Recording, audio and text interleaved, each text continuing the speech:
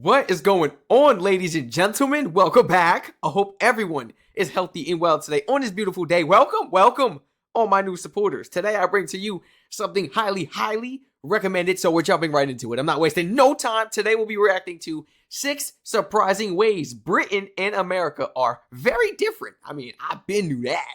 I've been knew we was completely different. Let's jump right into this video. If there's one thing I can say about America and, Britain, we are definitely not brothers, at all. We're more so like cousins.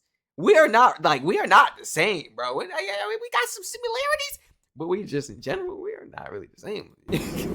Hello, America is a confusing place, especially if you watch the news. Hey, shout out to Lost in the Pond. Original video link in the description, man. I love this channel. Hello, America is a confusing place, especially if you watch the news. But even outside of current affairs, when you get down to the day-to-day of life in this country, it was even more different than I expected it to be. Like, sure, I knew that Brits and Americans had different words for different things. I knew that pound for pound Americans had more teeth. But a great thing about moving to another country is discovering all those little details that aren't so commonly known. And so if you are the sort of person who likes learning about this kind of thing and you haven't yet subscribed to this channel, do that now. Hey, yo. In the meantime, I have some things in the studio. This video is sponsored by Mondly. I see what you're doing. I see what you're doing. And let's get back to it. Hey, are we actually, maybe I skipped too far? Maybe I skipped too far. Whoa. I mean, you've got the terminology differences, all of the many differences between British and American. Now, I could probably write an entire book on all of the many differences between British and American cars. I mean, you've got the terminology differences like boot versus trunk, bonnet versus hood, and windscreen versus windshield. But one thing not many of us seem to talk about. Windscreen? I ain't never heard. Windscreen? Why? Windshield? What would we really call a shield? Hey, yo, you got a point. Windshield? Windscreen? You're like looking out of a screen. It's mad big like a screen. A shield is like, when you say a shield, I'm thinking of like a little armor thing with the knights and stuff was holding back then and way back. Times of war and stuff like that. Little thing they got to hold and Spartan and everything. What's up with our words? Like the way our terming is not proper in the US. I'm not just now recognizing that, but it really is blowing my mind right now. We be saying some stuff and why do you guys say that? Like gas station. Oh, I don't even say gas station. Cars. I mean, you've got the terminology differences like boot versus trunk, bonnet versus hood, and windscreen versus windshield. But one thing not many of us seem to talk about are these license plates, or as they're known in the UK, number plates. And you might think, well, what is there to talk about, Lawrence? Well, to me, an awful lot, because one of the first things I noticed driving from the airport to my in-laws' house is that America has way more license plate designs than Britain. This is largely because, and this is a fascinating... What?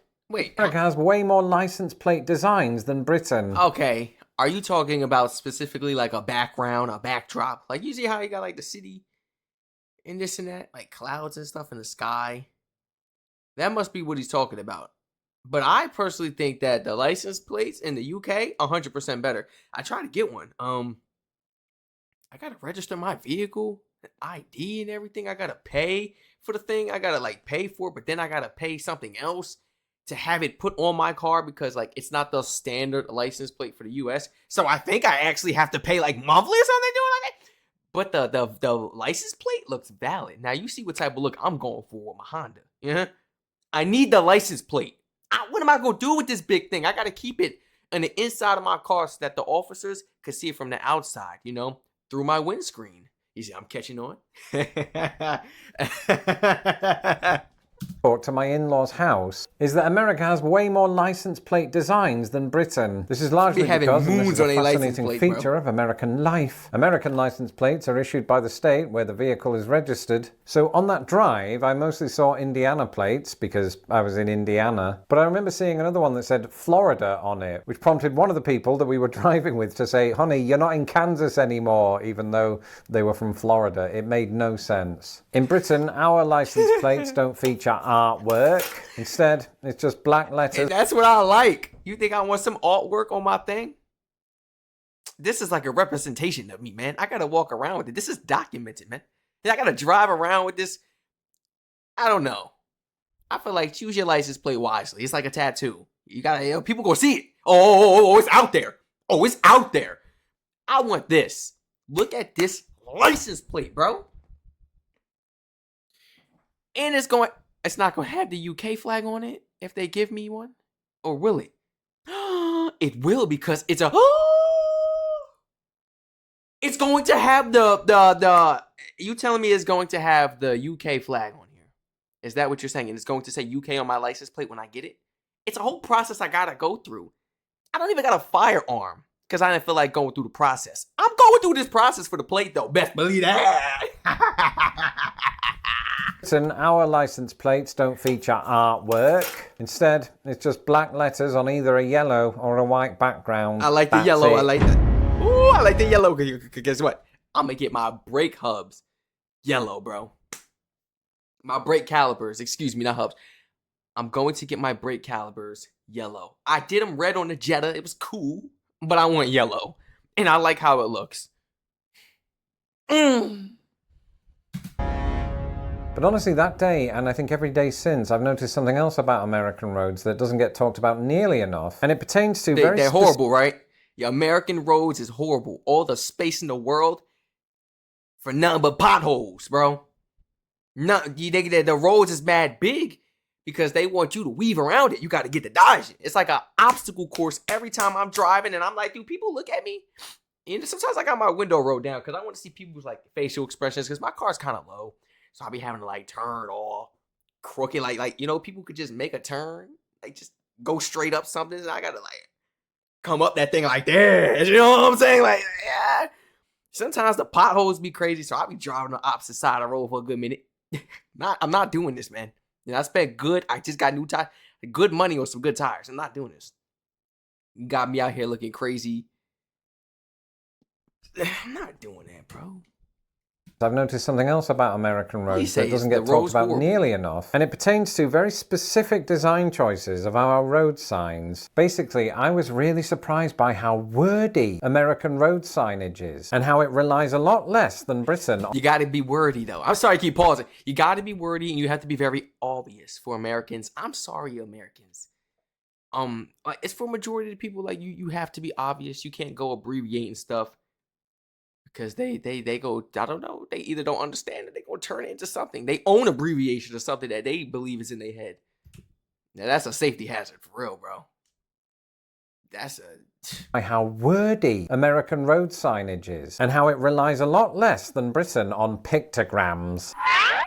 And I know what you're thinking, ooh, Lawrence, Britain has words in its road signs. What are you talking about? And yeah, of course, occasionally this is true. I mean, our stop sign is almost identical to the American stop sign. But that is largely where the similarities stop. Because, for example, while American speed limit signs will write something like speed limit 65, Britain just expects you to know what the number means without any further explanation. Facts. Similarly, while American no entry signs are indicated by the words no entry, Britain figured we'll just do the same thing, and you'll have to figure out what a white rectangle. No, you can't do that. Boy, I just drove 3 hours yesterday from New Jersey to Maryland. You see what I'm saying? And beautiful sceneries, by the way, guys. I'm a very peaceful man. Went and chilled with my cousin and everything. But like,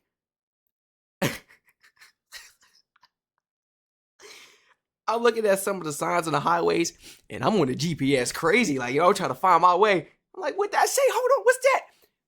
Bro, I kid you not. I was about to bust a left. I was like, oh, I had to go back out. And then I had to bust a left. I almost made the wrong left onto the opposite side of the road because I don't know why they had it set up like that. But I understand it was a split intersection, So it was like I was paying attention, but like I'm on the GPS though at the same time. And it's like, make a left. It didn't say make a left after the first left. I'm making the first left, bro. So that's the GPS fault anyway. And I'm seeing signs like, there's a sign like this, but it say wrong way. And it's big and it looked just like this. And I'm like, I'm looking at it as I made that other left. And I'm like, yo, I dead would have went the wrong way. And you didn't put the sign in the beginning. You didn't put the sign in the beginning of where I exited, but where I actually entered, excuse me. But it's really an exit for the cars. You even put it in the front so that I knew, just in case maybe I went. So if I would have went to the opposite side and seen this sign halfway, I would have been unsmacked. Pudding. I'm like, yo, y'all, the common sense ain't really too common. I'm like, bro, I don't know. For real. They got to get it together. Yeah, no entry. That's what it said.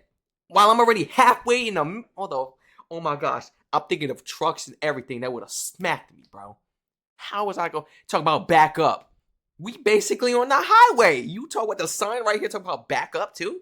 Bro, I should have took a picture of it. Any further explanation? Similarly, while American no entry signs are indicated by the words no entry, Britain figured we'll just do the same thing and you'll have to figure out what a white rectangle inside a red circle means. In America, a one-way is indicated by an arrow, but also the words one way. In Britain, it's just an arrow. Bro, people just can't understand an arrow in the U.S. Like, there's some places, some areas I've been to, and I just see the arrow. I've seen all different types of signs I never even seen. Yo, I see a couple signs that I ain't see on my test. I was like, whoa. I still knew what it was because common sense got to be common sometimes, right? You know, we got to be able to comprehend as human beings and visually see. Like, you know, we was blessed with eyesight. You know, but I'm not speaking for everyone. You know, some people weren't, you know, but they are gifted in their ways as well. But like I'm saying though, like if you can actually see the sign and you can read it, or if there's a kid on a seesaw or something, if that's what you guys call it in the UK, like it's a playground basically, then you know a park coming up. Slow down. I don't know why things got to be so obvious. You got to put big words in all these designs and everything, and then have the audacity to not even put it on that exit of the highway. You put it in the middle.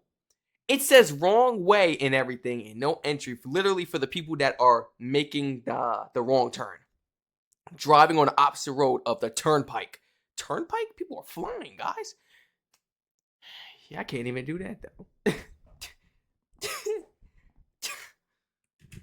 A one-way is indicated by an arrow, but also the words one way. In Britain, it's just an arrow. America, once again with words, indicates a dead end, with the words dead end. In Britain, this is, for some reason, indicated by a hammer. Again, back in America, just like the dead end sign, but on an orange background, road work ahead. In Britain, it's a person digging or struggling with an umbrella. It really is hard to tell. And then things take a bit of a casual turn, because here in America, a pedestrian crossing is often indicated by the words ped-zing, which just feels like a child wrote that. So we'll move on and acknowledge the fact that both countries have two pretty common signs to indicate railways or railroads. In both cases, America uses an X to indicate death, danger, or the X-Men, whereas in Britain, I used to have lovely pictograms of choo-choo train, and this makes me sound like a child. Yeah, like why you can't teach the kids at an early age? Like just do it like that, you know, get the kids involved.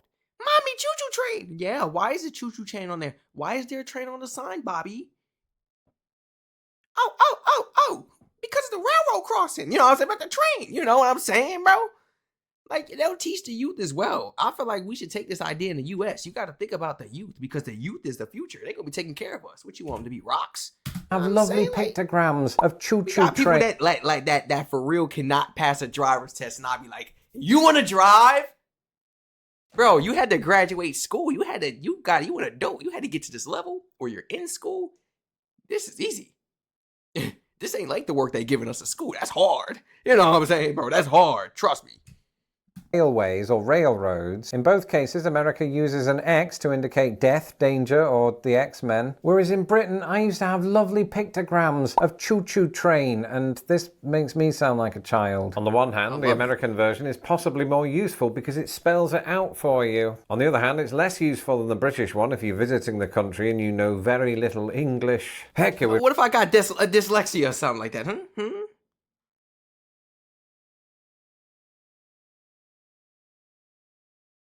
Oh my gosh, what if I got dyslexia? Ain't nobody in the world that look at a picture and think, like they look at a picture of a train and be like, snake. What? I'm gonna look at you like, what you smoking? What you blowing down? You know what I'm saying?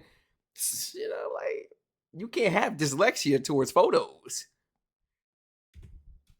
Less useful than the British one if you're visiting the country and you know very little English. Heck, it would read about as well to me as a Spanish give way sign every time I visit Spain. Although these days I do have a cheat code for that in the shape of today's sponsor, Mondly, who offer it. He made it big. Shout out to you, brother.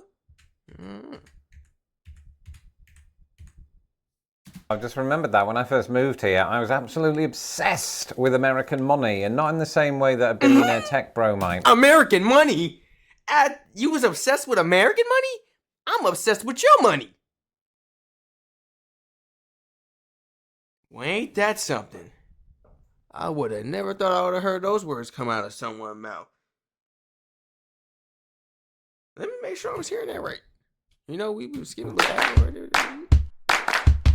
Oh, I just remembered that when I first moved here, I was absolutely obsessed with American money, and not in the same way that a billionaire tech bro might be, but the way in particular that its notes are designed. You have to understand that I come from a country where the notes, as we call them, are not just differentiated by their colour palette, but also their size. Basically, the more it's worth, the larger it is printed. Oh, I'm tripping. How I ain't noticed that?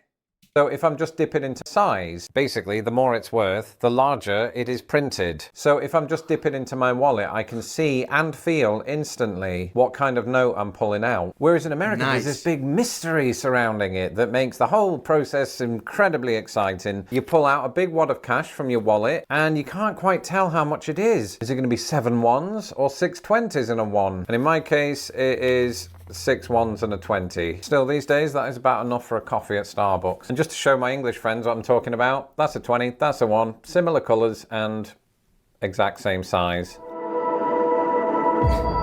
I like that. That's now, cool when I first arrived at my in-laws' house, do you know what the first thing I noticed was after the smell of cigarettes? Like, ain't nobody really... Oh, yeah, okay. Never mind. Yeah.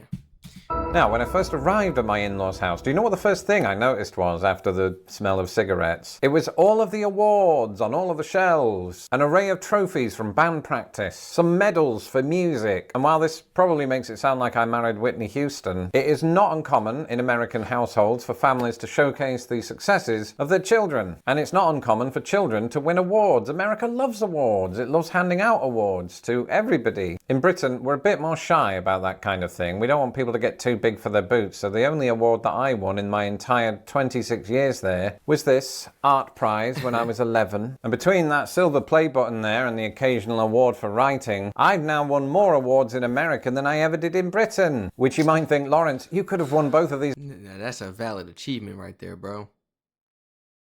You holding my dream right there in your hand. Awards in Britain. Aren't you just showing off your awards? Yes. But basically what I noticed was all of these homes that had all of these awards and trophies for all of their aspiring and successful children told me that Americans are just better about celebrating themselves, whereas in Britain, we don't want anyone to get too big for their boots. So a simple well done, mate, on your art prize. My aunt could have done better than that. And that's what I'm saying, for real. Like, you give rewards for anything. Rewards for anything in the U.S. You know, it don't really matter. So that's why, like, it's not really special to me when I hear somebody got an award. I got an award. I got a trophy. For what? Participation? Just for showing up? You just get one for showing up. Just popping out nowadays. Like, they need people. We'll give you a trophy.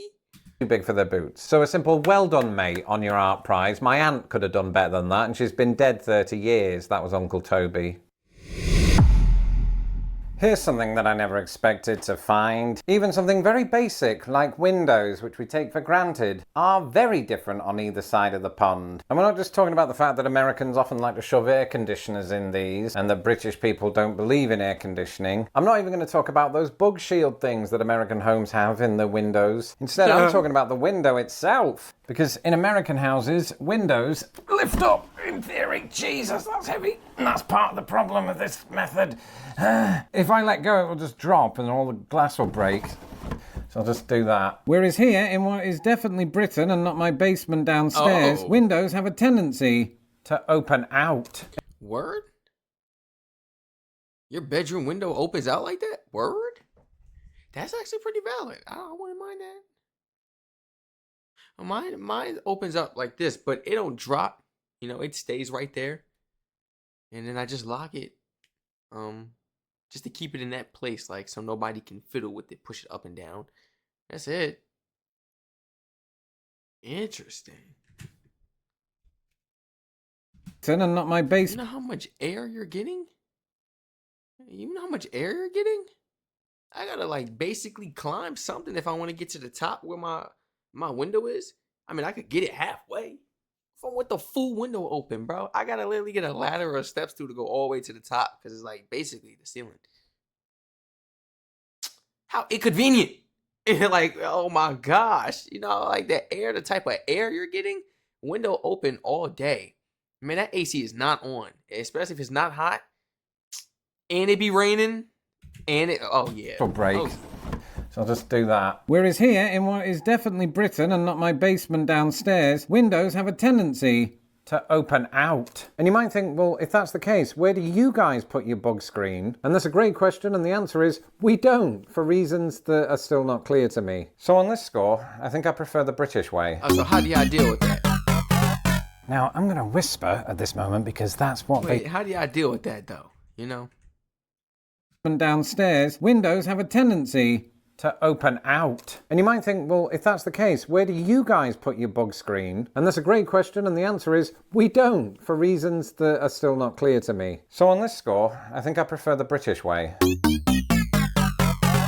Now, I'm going to whisper at this moment because that's what they do in the BBC nature documentaries. And as it happens, I'm about to talk about wildlife. But not America's admittedly abundant wildlife, rather its lack of it. At least when it comes to one particular creature. You see, when I first moved here, I must have been in such awe at the sound of crickets and the sight of fireflies that it took quite a while before I was milling around in a garden and suddenly thought to myself, where are all the hedgehogs? Like in Britain, even though hedgehogs have been in decline for decades, you still expect to see them every summer. What do we get here? Possums, raccoons, and those things that look like domestic dogs. A coyote. But I wasn't seeing any hedgehogs. Did this mean that the coyotes had eaten them all? No, it turns out hedgehogs are not native to North America. You will not find them in the wild here. And honestly, when I talk about cultural exchange, it's these little details that matter. Because in a country that has fully embraced Sonic the Hedgehog, on this occasion, it kept all of the gold rings for itself. That's a Sonic reference.